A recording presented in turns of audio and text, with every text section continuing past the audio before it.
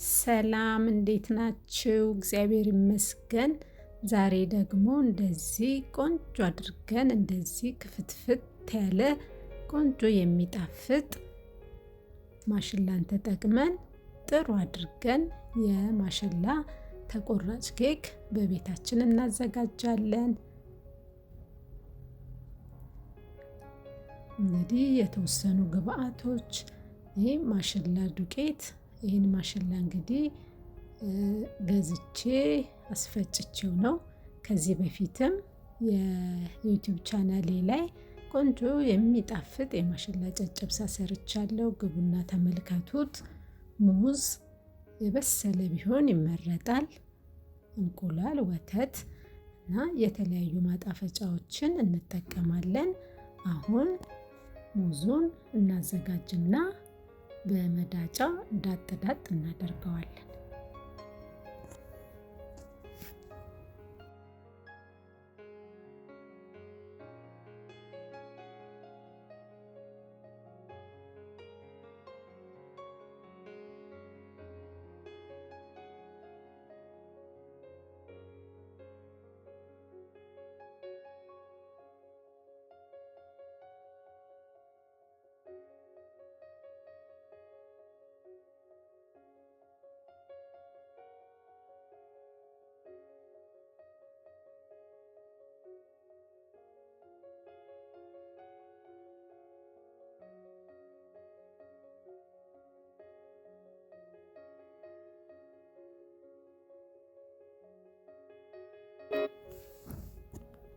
አሁን ጨርሻለሁ።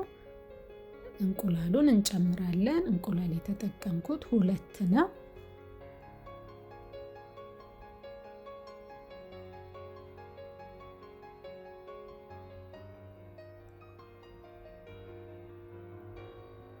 ዘይት በቡና ሲኒ ግማሽ፣ ቀረፋ የቀረፋ ፓውደሩ በሻይ ማንኪያ በትንሿ ግማሽ፣ ቤኪንግ ሶዳ በሻይ ማንኪያ ግማሽ፣ ቤኪንግ ፓውደር በሻይ ማንኪያ 1። ቤኪንግ ሶዳው መብዛት የለበትም። አሁን የጨመርኩት ጨው ነው። ኮምጣጤ በክዳኑ 1 ወይም በሾርባ ማንኪያ 1። ስኳር 1 የሾርባ ማንኪያ። ተመልካቾቼ ቤኪንግ ሶዳ መብዛት የለበትም እንዲህ አይነት ነገሮችን ስንሰራ፣ ምክንያቱም ሲበዛ የመምረር ባህሪ ያለውና መመጠን አለብን። ቫኒላ በመጠኑ፣ ቫኒላ ከሌለም ችግር የለውም፣ ቀረፋውም በቂ ነው። የተለያዩ ማጣፈጫዎችን ማድረግ እንችላለን። የብርቱካን ጭማቂ ወይም የብርቱካን ፍቅፋቂ፣ የሎሚ ፍቅፋቂ እያደረግን ቆንጆ ጣዕም የሚሰጠውን ማጣፈጫ ለኬክ መጠቀም እንችላለን።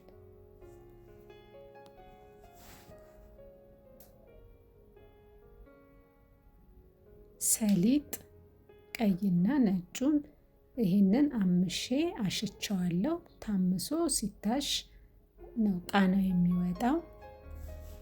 ወተት በሻይ ሲኒ 1። ወተቱ በጣም የቀዘቀዘ መሆን የለበትም።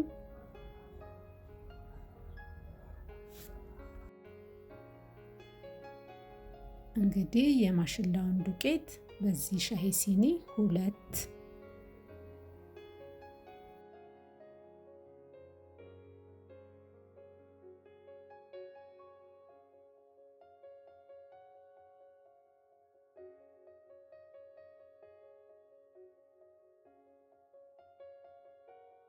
በደንብ አድርገን ልውስውስ እናደርገዋለን። ሊጡ መቅጠን የለበትም፣ በጣምም መውፈር የለበትም። በእንደዚህ ሁኔታ ሲሆንልን ይኸው ይበቃዋል። እዚህ ጋር ትንሽ ቀጠን ብሎ 3 የሾርባ ማንኪያ የማሽላውን ዱቄት አድርጌያለሁ። አሁን ይበቃዋል። ፓትራችን ላይ ወረቀት አንጥፌያለሁ። እዚህ ላይ ጨምረን ኦቭን ውስጥ በ180 ዲግሪ ለ45 ደቂቃ እናበስለዋለን።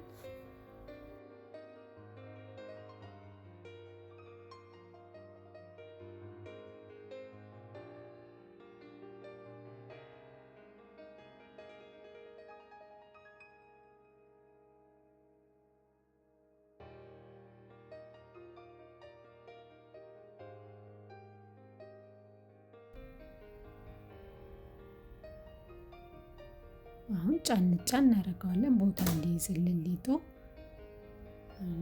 ሰሊጥ ነው ከላይ ያደረኩት።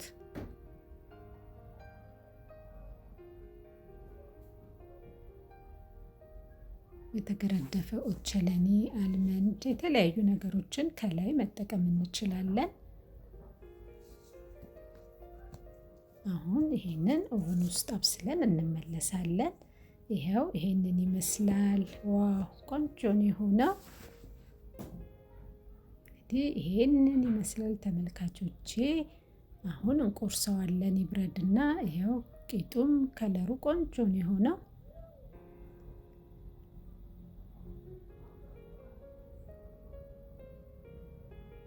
የተባረከ ይሁንልን።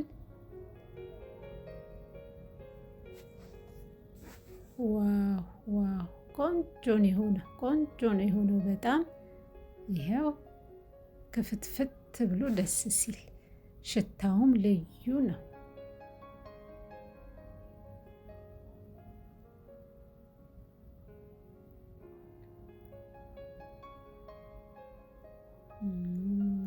ቆንጆ ይሄው ቅመሱና አስተያየታችሁን ስጡ። ትወዱታላችሁ መቼም። አሁን ደግሞ እኔ ቀምሳለሁ።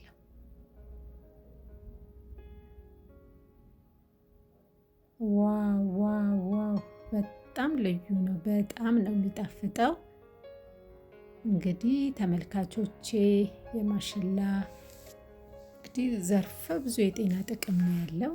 ማሽላን እንግዲህ ፍርኖ ዱቄት፣ ስንዴም የማትጠቀሙ እንደዚህ በጨጨብሳ፣ በፒዛም፣ በካፕኬክ፣ በፓንኬክ በተለያየ ነገር እያደረግን ማሽላን መጠቀም እንችላለን። ከጤናማ አኳያ በውስጡ ብዙ ጠቃሚ ነገሮችን የያዘ ስለሆነ ለአጥንት ጥንካሬ፣ የስኳር ውስጥ ያለውን ደም ያስተካክላል፣ የልብ ምት ያስተካክላል፣ ድርቀትን ይከላከላል።